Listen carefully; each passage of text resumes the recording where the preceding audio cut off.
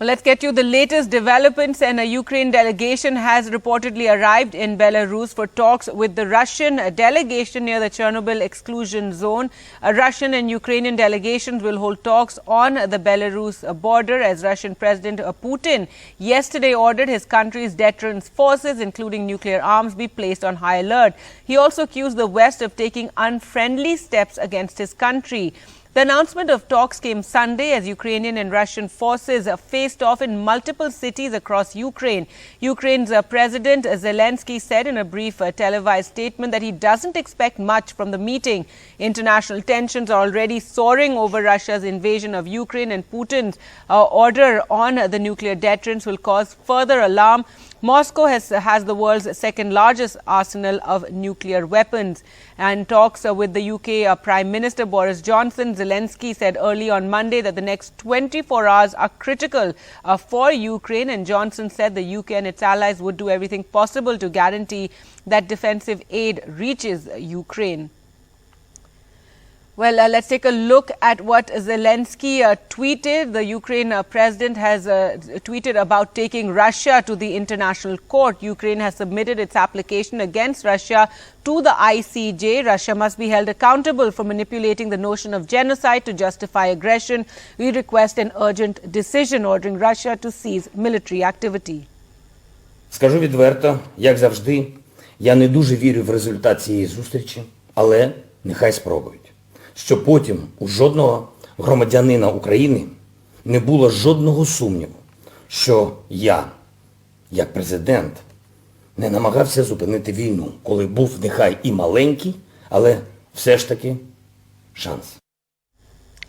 Now, Jyoti Har joins us from Kiev. Thanks so much, Jyoti, for joining us. And after being under curfew, now finally people in Kiev can emerge, I suppose, this morning. What's the latest you can tell us? Reports of, troops and fighting taking place outside of the capital. Well, first off, yes, citizens have been underground in the dark for 40 hours. However, and they were supposed to be able to come out now at 8 o'clock this morning. However, I don't know if you might be able to hear it, but the air raid siren is going off. It just went off. So what we were expecting was everyone to be coming up at 8 o'clock to finally get some air, to get some necessary supplies. But the air raid siren is going off right now. So this is a metro station here, one of the bomb shelters. As you can see, there is nobody coming out. 8 o'clock this morning, so half an hour ago, the curfew was lifted. And right now, we should be seeing people streaming out of there. But because the air raid sirens are going off again, that means stay underground. And in terms of overnight, this was actually one of the quieter nights. There were explosions about, I would say, late last night, early in the morning, 1 o'clock. And then after that, now I would say for about the past 4 or 5 hours, it's been quiet. So that could be a good sign. That could be the calm before the storm. There's been fighting, of course, across the country overnight. And what officials are saying for today is everyone stay undercover, only come up out of your bomb shelters if you need medicine or if you need food and water, and then stay underground. Right. Jyoti, also, what about these talks that are to be held on the Belarus border between a delegation from Ukraine and Russia? I know the president's already spoken out and said he doesn't hold too much hope in these talks.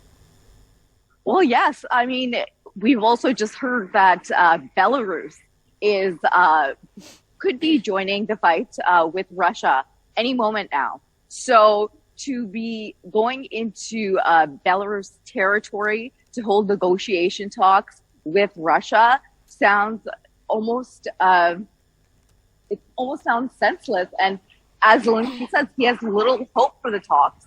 They are supposed to take place this morning, but since this is a very fluid situation, we still don't even know what's going to happen, if they're going to take place. Everything is still up in the air, regardless of the fact that there are the announcements coming out that negotiations are happening this morning. And the European Union has taken an unprecedented step that they're going to be sending in aid and help to Ukraine. Yes. However, Russia is here. It's already taken large parts of the outside of Ukraine, and now it's literally 15 minutes on outside of central Kiev, where from the government buildings. So to take this step now means what it means for Putin is that he has to stop his invasion halfway through and turn around and go back. So how likely is that? Let's think about that. It's easier to deter something from happening before it's happened. It's already happened now, halfway there. So EU sanctions, great. Hopefully it helps, but how much is going to help at this point, we'll see. All right.